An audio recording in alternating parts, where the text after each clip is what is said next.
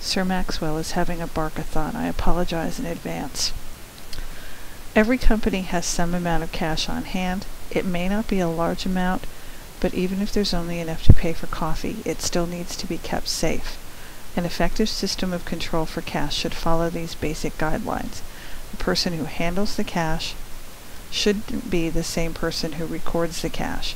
This is common sense. It would be way too easy if someone paid $50 in cash for the person recording that receipt to record $40 and pocket $10. Cash disbursements should be made by check, creating a record of that transaction. Cash receipts should be promptly deposited. Don't leave cash lying around. It's too tempting for some people. I once worked in an office where the cleaning staff stole the petty cash fund. They were soon replaced. Cash in accounting is more than just folding money. It's also any amounts in the bank and checking accounts, savings accounts, certified checks, money orders. Cash equivalents are things like CDs, anything that's going to be turned into cash fairly soon, and the amount is not going to fluctuate. The goal of cash management is to have enough on hand to pay the bills that come due, but not so much that it's sitting there doing nothing. Excess cash should be put to work, invested. Good cash management involves making sure the company gets paid quickly while paying bills when they're due and no sooner.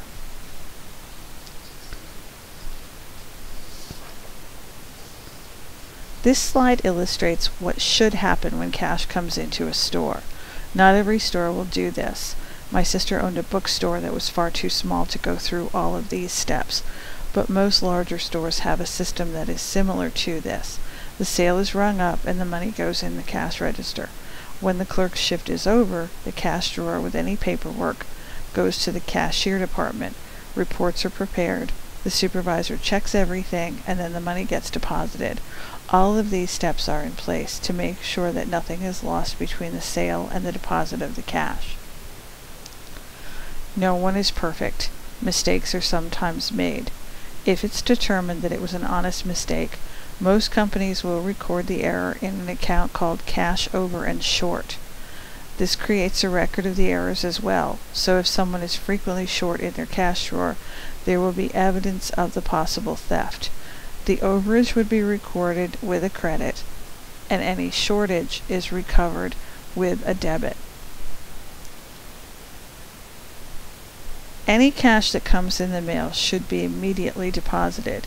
It's preferable to have two people opening the mail as well, and all receipts by mail should be immediately recorded. Cash disbursements should always be by check. Most companies require at least 2 signatures on checks as well. Nearly every company has a petty cash fund. Petty cash funds are normally set up to pay for small items like postage, supplies. We used to keep a stock of Cadbury candy bars on hand, and the petty cash fund was used to pay for those. How does a petty cash fund work? Since cash is involved, a journal entry is required. We would debit the petty cash account and credit cash to set up the petty cash fund.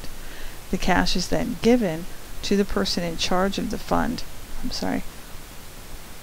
And it's normally kept somewhere under lock and key, and only the petty cashier has access to it.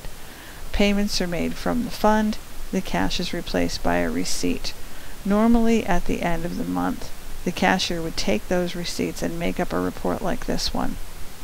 The total of the receipts plus any cash still in the fund should equal the original amount that was in the fund. This lists the expenditures, what they were for, and how much. If it does not equal, the cash over and short fund would be used to record the differences.